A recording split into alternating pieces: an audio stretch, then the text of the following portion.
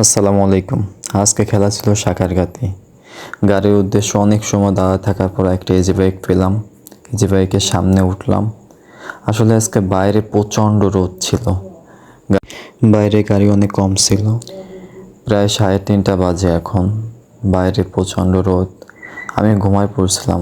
আমার অন্য খেলোয়াড়রা সবাই চলে গেছে। আমি ইজি বাইক খেলার সঙ্গে গল্প করতে করতে খেলার উদ্দেশ্যে রওনা হলাম। ইজি বাইক খেলা বলছিল, ভাই আজকে খেলা কোথায়? বললাম যে ভাই আজকে খেলা সাঁকারগাতি। তারপর বললাম যে ভাই আজকে আপনি না আসলে আমার খেলা করতে অনেক দেরি হয়ে যেত।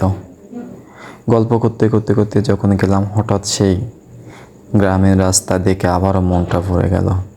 কি সুন্দর ধান! আসলে এই বছর প্রচণ্ড ধান হয়েছে। আল্লাহ যদি ঝড় বৃষ্টি কম দেয় তাহলে কৃষকদের মুখে হাসি ফুটবে। এবং রাস্তায় উপর দিয়ে কি সুন্দর গাছ, পদ্মার মতো গাছ, দুই রাস্তার সাইডে খুব সৌন্দর্য। আমি এটা দেখে অবাক হয়ে গেলাম। তারপরে ইউজি কালারকে টাকা দিলাম। হঠাৎ মাঠে এসে দেখে অবাক, কেউ মাঠে নাই, সবাই আমাকে মিথ্যা বললো। এবার অপেক্ষা করতে করতে মাঠ পুরো ফাঁকা।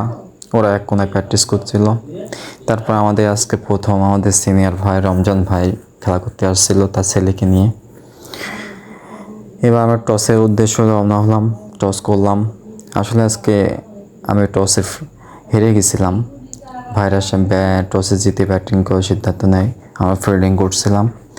ভাইরা আজকে 12 ওভারে আমাদের 174 টার্গেট দিয়েছিল। সেই ধারাবাহিকভাবে আমরা ব্যাট করছিলাম। আমাদের আর এক সিনিয়র প্লেয়ার শাকিল ভাই বিগ 6। আজকে শাকিল ভাই খেলা দেখে আসলে আমি তার ফ্যান হয়ে গেছিলাম। বিশাল বিশাল ছক্কা মারছিল। আমাদের 6 ওভারে রান ছিল প্রায় 100। বাকি 6 ওভারে রান দরকার ছিল মাত্র 74। দুঃখজনক হলেও আজকের ম্যাচটাও আমরা হেরে গেছিলাম মাত্র 10 রানে। আজকে আমার টিমের অধিকাংশ প্লেয়ার আসে নাই। তারপর আলো স্বল্পতা হয়ে গেছিল বলে খেলাটা আসলে শেষ করতে পারি নাই। আসলে হাত জিতে আছে খেলার মাঝে। খেলা এক পর্যায়ে খেলা শেষ করে শাকিল ভাই মোটরসাইকেলে বাসার উদ্দেশ্যে রওনা হলাম। পরবর্তী ম্যাচ নিয়ে আবারও ভিডিও করবো ইনশাল্লাহ।